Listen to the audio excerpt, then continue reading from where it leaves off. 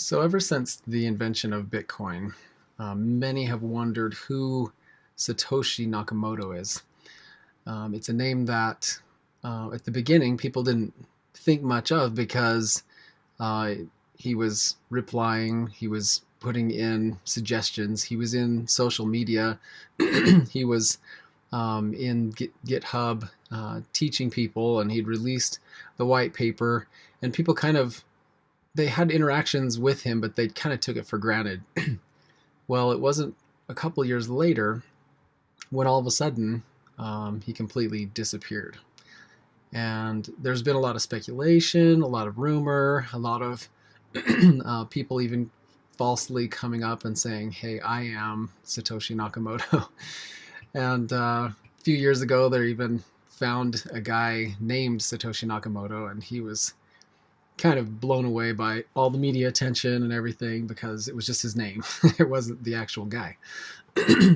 Well, in the Bitcoin white paper, it refers to "we" a lot. So there's a lot of speculation and thoughts that perhaps this Satoshi Nakamoto was a group, not necessarily a single person.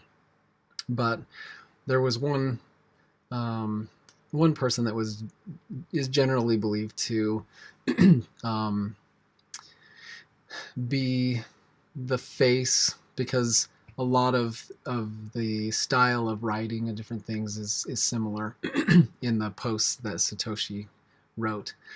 Well, as far as my opinion, it doesn't bother me at all that the world doesn't really know the true identity of Satoshi Nakamoto, because Bitcoin, the beauty of Bitcoin is that it's decentralized, that nobody owns it. It's almost the one thing that makes Bitcoin different than a lot of the other cryptocurrencies, because every other cryptocurrency, which they call altcoins or just other cryptos, they have a founder. They have some guy that says, "Hey, I forked the Bitcoin code," or "I forked another code to create a new coin," or it's some kind of group. And it's hard to move past the ability or the sway power of one central authority being able to dictate the direction of the project. With Bitcoin, the founder is gone, and everything has to be done by consensus.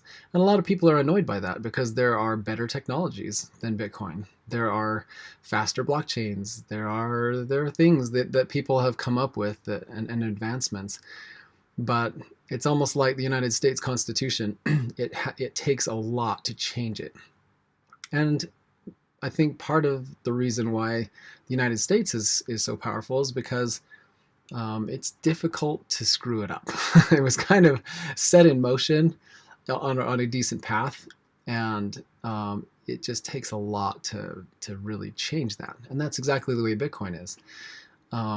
So without a founder, the world has to come to a consensus. They have to agree that these changes make sense, and they have to essentially sell any changes to the code to the world so that they will upgrade.